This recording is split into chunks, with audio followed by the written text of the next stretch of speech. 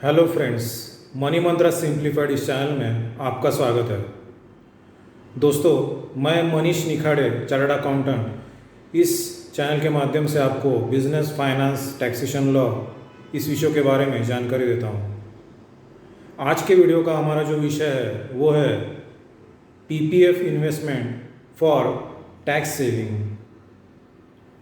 PPF यानी public provident fund, ये जो इन्वेस्टमेंट है ये एक ऐसी इन्वेस्टमेंट है जिसमें आपको 3 फायदे मिलते हैं as far as income tax is concern. पहला तो फ़ायदा ये है कि आप जब पीपीएफ में इन्वेस्टमेंट करते हैं तो आपको इनकम टैक्स के सेक्शन 80C के अंडर आपको 1.5 लाख तक डिडक्शन मिल सकता है। उसके बाद पीपीएफ पे जो भी इंटरेस्ट आपको मिलता है, इनकम मिलता है, वो पूरी तरह एग्जम्प्ट है, यानी उस पर इनकम टैक्स नहीं लगता।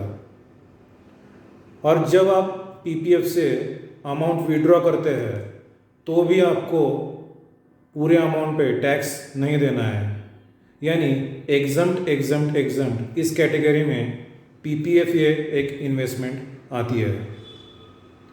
तो पीपीएफ का जो अकाउंट है वो आप पोस्ट ऑफिस या फिर कोई भी नेशनलाइज्ड बैंक यहाँ ओपन कर सकते हैं। पीपीएफ के जो फीचर्स है, यानी उस पर कितना इंटरेस्ट मिलता है, उसका लॉक इन पीरियड कितना है, इसके बारे में अब हम डिस्कस करते हैं।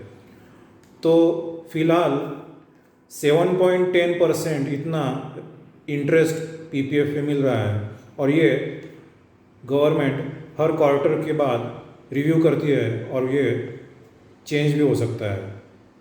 उसके अलावा मिनिमम इन्वेस्टमेंट पीपीएफ में कितनी है, तो सिर्फ 500 रुपीज़ आप इन्वेस्ट करके यह अकाउंट शुरू कर सकते हैं और पूरे साल में आपको 500 रुपीज़ टू 1.50 लाख तक जो भी आपको इन्वेस्ट करना है वो आप अमाउंट इन्वेस्ट कर सकते हैं। यानी मिनिमम जो इन्वेस्टमेंट की अमाउंट है वो सिर्फ 500 रुपीज़ है और मैक्सिमम 1.50 लाख तक पर एनम इन्वेस्टमेंट आप कर सकते हैं। इसके अलावा लॉक इन पीरियड के बारे में अगर हम देखें तो पीपीएफ का लॉक इन पीरियड 15 साल का है और आप अगर चाहते हैं तो उसके बाद भी यह अकाउंट कंटिन्यू कर सकते हैं। तो आप एक्सटेंड करने के लिए और 5 साल उसमें ऐड कर सकते हैं, यानी 15 साल के बाद हर 5 साल तक आपको वो अकाउंट रिन्यू करके एक्सटेंड करना है। पीपीएफ अकाउंट के बारे में ये जो विड्रॉल का एक पॉइंट है कि हम इसमें 15 साल से पहले अगर विड्रॉ करना चाहते हैं कुछ अमाउंट, तो उसमें एक प्रोविज़न ऐसी है कि 6 साल के बाद अगर आप विड्रॉ करना चाहते हैं तो आप विड्रॉ पार्शियल अमाउंट कर सकते हैं। यानी पीपीएफ में 15 साल का लॉक इन पीरियड अगर है तो भी 6 साल होने के बाद आप कुछ अमाउंट, पार्शियल अमाउंट आप विड्रॉ कर सकते हैं। तो ये थे कुछ इम्पोर्टेंट पॉइंट्स पीपीएफ अकाउंट के बारे में, और आशा करते हैं कि ये वीडियो आपको इम्पोर्टेंट लगा होगा।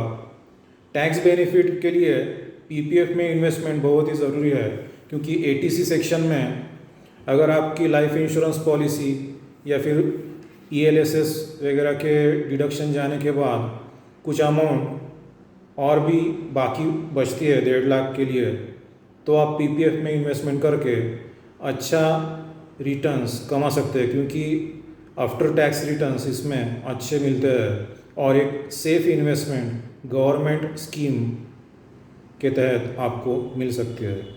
सो thanks for watching and good bye.